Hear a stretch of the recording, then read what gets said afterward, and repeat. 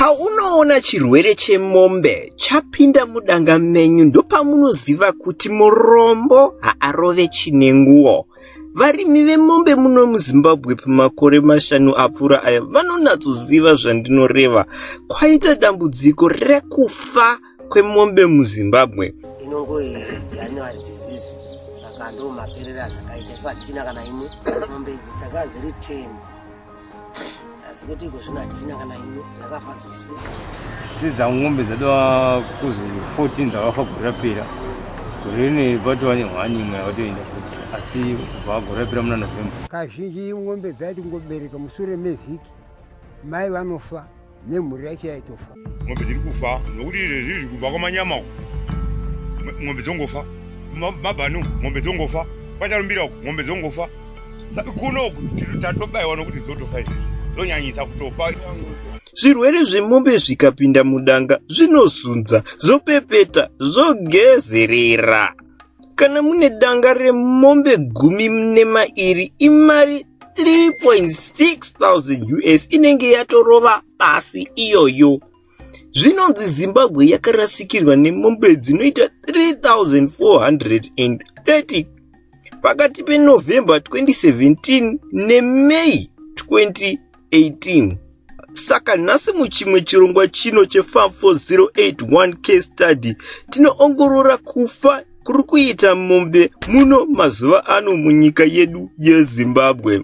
Chronicle inopapayidza kuti varimi veDepartment of Veterinary Services vari kuti varimi varasikirwa nemombe nenhau yechirwere cheThailleriosis. Ichi chinombodaidzwa chichinzi January disease dzimwe nguva.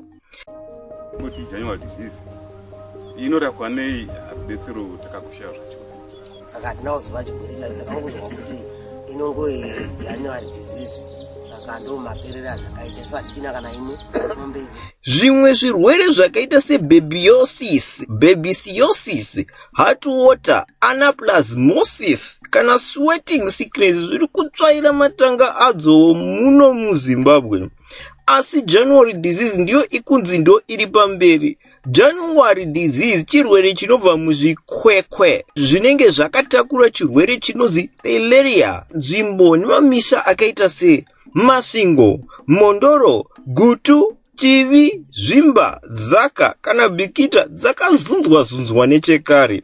Chichinyanyorova kubva nguva ino muna November kana kuti muno muna Mbudzi kusvikira muna Zvita. Mombe dzinenge dzarwara nechirwere ichi dzinodonha misodzi, masiriri, kushaya simba, kuchenduruka kwemaziso, kuzvimba kweaya anonzi lymph nodes anenge ari kuseri kwenzeve dzadzo, nekusadya zvimwe nezvimwewo zvakawandawo. Ndikangoenda kusango uko kudzuka kwayo kuno kudanga uko kashoma yotoda mwana yatogwadama ikoko mona achisiririka ichichema musodzi somunhu munguva mesai kusatoona chaiko ukamuta 2 days 3 days mwana yatofa. Theileriosis yakatungamira kuuraya mombe 1751, icho chiuru nemazana 851. Babesiosis ichitakura 235, heart water ichitora 816, anaplasmosis ichimora 596 nesweating sickness ichinokorawo 32 munyika yose pakati pa 2017 na 2018. Mashonaland East iyo yakanotsopfapfaidza mombe dzayo. VekwaDVS vanoti kune 2,698 cases dzezvirwere zvinozosvikira mukufa kwezvipfuyo kunotosvika 1,441. Nzvimbo inonzi Chikomba ndiyo yarohwa zvakaomarara nenyaya dzinozivikanwa dzichiita 1,249 uye pachifamba mombe 76 sematauriro azvinoitwa nebepa renhau reChronicle.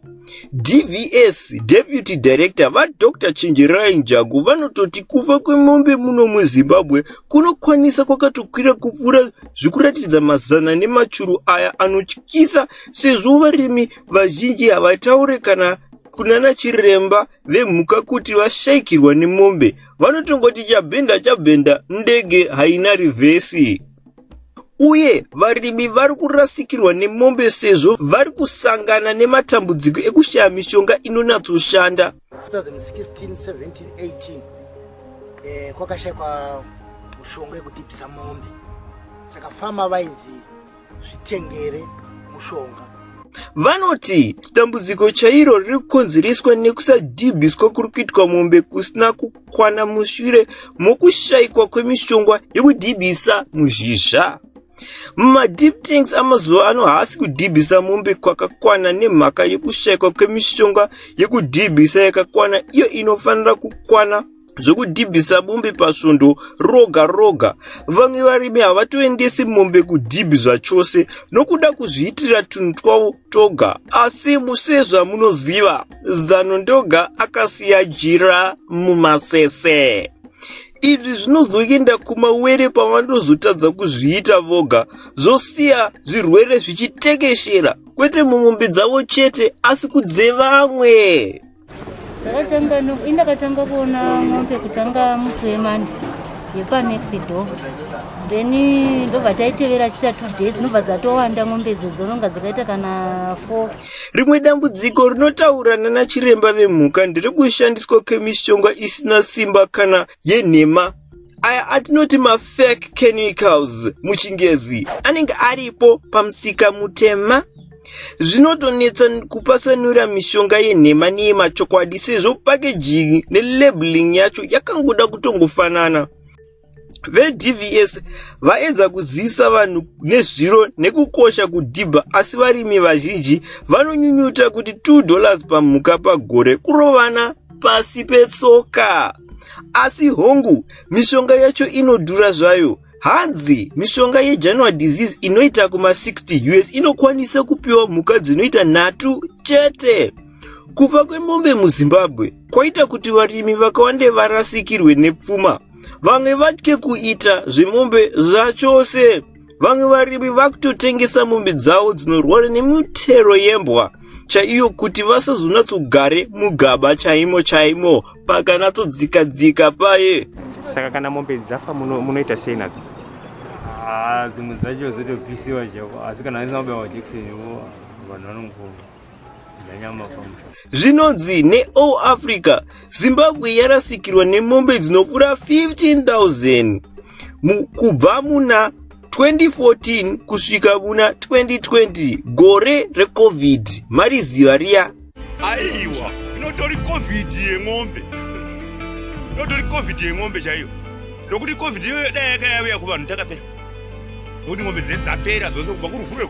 Asi mukanatsoongorora modzidza nekutevedzera mitemo yemombe pamwe zvinhu zvinobuda hama dzangu. Zvinonzi kune chirongwa chiri mutsakasaka rokugadzira mumwe mushonga unorwisa nekudzivirira zvirwere zvezvikwekwe. Asi kusvikira patichazoona mushonga uyu wakushanda, tinoti kwamuri musaise mazai enyu mumugate rimwe. Pfuyai dzimwe mhuka neparutivi kuti kana pamwe kana chachaya musazosiwa muri parumana nzombe. Hewo tinokurudzira kuti muone chirongwa ichi chatakagadzira chezvipfuyo 10 zvinokwanisa kupfuyiwa muno muZimbabwe. Saka tinotenda nekuona kwamaita chirongwa chezvekurima chino zvekare cheFarm 4081 muno muZimbabwe. Kusvikira muchirongwa chamangwana, sarai zvakanaka varimi.